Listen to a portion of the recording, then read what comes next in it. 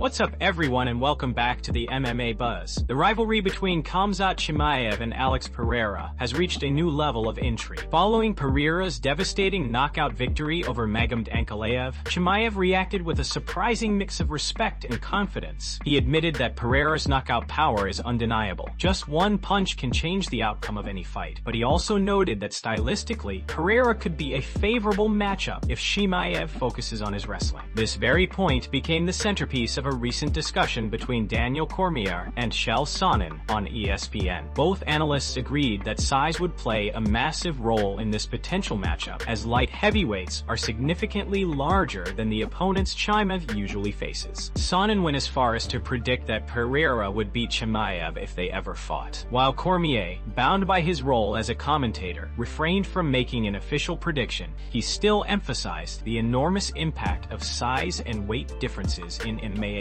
especially against someone like Pereira, who reportedly cuts down from over 230 pounds to make weight. Pereira, meanwhile, continues to solidify his reputation as one of the most feared and respected fighters in the sport. However, he recently addressed claims that Ankalaev entered their rematch injured. Pereira fired back, stating that his own injuries were far worse, and that if Ankalaev had experienced what he did leading up to UFC 320, he would have likely withdrawn from the fight entirely. When asked to break down the hypothetical matchup, Sonnen elaborated that while Chimaev's wrestling could create problems in certain positions, Pereira's size and power would ultimately prevail. That's a big manager dragged to the canvas for 25 straight minutes, Sonnen said. Even if Pereira gets taken down once or twice, his physicality and striking threat make him incredibly difficult to control. Cormier agreed, adding that weight differences become crucial at the higher divisions. It might not matter moving from 170 to 185, he said, but when you're jumping 20 pounds from a 185-pound guy who walks around at 210 to a 205-pounder who weighs around 235 on fight night, it has to matter.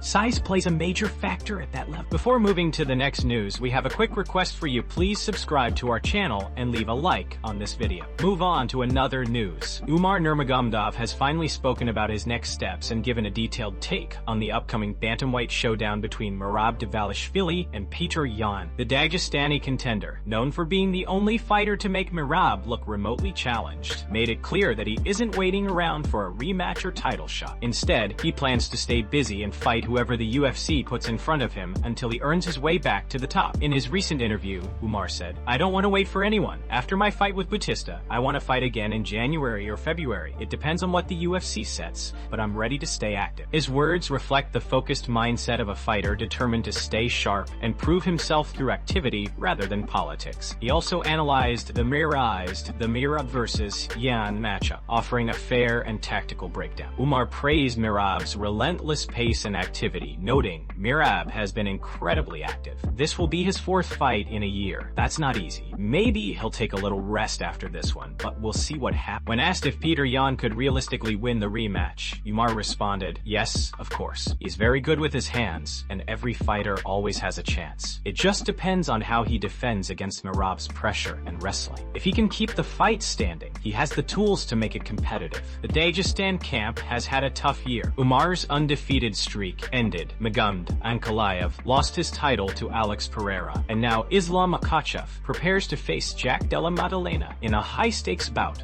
that could restore Dagestan's dominance. While Islam's team remains confident, Maddalena has promised to knock him out and claim the welterweight crown. Despite the recent setbacks, Umar's drive remains intact. His focus on staying active, improving his craft, and earning his way back to contention shows the discipline and resilience that define Dagestani fighters. For Umar, it's not about waiting for opportunities. It's about creating them. Move on to another news. Alex Pereira has found himself in the middle of a major controversy within the Russian MMA community, following explosive claims made by Magomed Ankalaev's close friend and HEA fighter, Ramazan Emeev. In a recent interview with the Russian outlet Ashatika, Emeev shared concerning details about Ankalaev's mental state after losing his light heavyweight title to Pereira and hinted at possible inside interference before the fight. According to Emeev, Ankalaev has been deeply affected by the loss. Magomed feels empty, barely smiles, and looks constantly stressed, he said. The interview took a dramatic turn when the host asked whether there could have been a mole inside Ankalaev's camp leaking information to Pereira's team. Emeev's cautious yet suggestive response immediately went viral, igniting debate across Russian MMA forums and media outlets. months, many fans began speculating about potential espionage in fight preparation, a rare and serious accusation in the sport. The allegations have cast a shadow over Pereira's recent victory, with critics claiming the win came against an injured and mentally drained Chimaev. Some fans argue that the Russian's pre-fight issues, including physical setbacks, were worsened by alleged strategic leaks, potentially giving Pereira's corner a competitive edge. While no concrete evidence has surfaced, the rumors have stirred significant tension between Brazilian and Russian MMA fans online. Adding to the intrigue, reports confirm that Pereira suffered a broken foot during the second fight, which could sideline him for several months. Insiders believe his return may align with the UFC's planned summer event, potentially taking place at the White House in June, an event expected to draw global attention. Despite the swirling controversy, Pereira's camp has yet to issue an official statement. For now, the speculation continues to spread, leaving fans divided between those who believe the accusations are politically fueled and those who suspect there might be truth behind them. What's certain is that this situation has added yet another layer of drama to the ongoing saga between Alex Pereira and Nurmagomedov. Move on to another news. Ilia Topuria has officially returned home to Georgia, where he was greeted by an enthusiastic crowd of fans before sitting down with local media to discuss his next move. In a new interview released just hours ago, Topuria offered significant updates on his upcoming title defense and sent a clear message about who he wants next. When asked about rumors of his next fight taking place on the first Paramount card in January, Topuria didn't hesitate. "There's a very high chance," he said confidently, signaling that his comeback is already being lined up. But the real headline came when the topic shifted to potential opponents. The reigning champion made it clear that Umar Nurmagomedov isn't on his radar at all. Instead, he's targeting one man, Paddy Pimblett. Topuria told reporters that a fight with Pimblett is the matchup he wants most, dismissing speculation about Justin Gaethje or other contenders. His reasoning is simple. He's chasing legacy and excitement, but also big money fights. Paddy is the one, he said. The story, the history, the star power, it all makes sense. The two have exchanged words for years, and their rivalry has only grown more personal. A fight between Topuria, the undefeated featherweight champion, and Pimblett, who remains unbeaten in the UFC, would create a blockbuster matchup with global appeal. Critics argue that Pimblett hasn't yet earned a title shot, but from a business standpoint, the fight makes perfect sense. It's high stakes, high reward, and guaranteed to draw attention. Topuria's confidence remains unshakable. He spoke about being in his prime, feeling unstoppable, and ready to put on a show for his fans once again. "January is looking good," he teased. "I'll be back soon, stronger than ever." If this matchup materializes, it could easily become one of the biggest fights of 2025, blending star power, bad blood, and undefeated records. For now, Ilia Topuria seems laser-focused on one goal: settling his rivalry with Paddy Pimblett inside the octagon,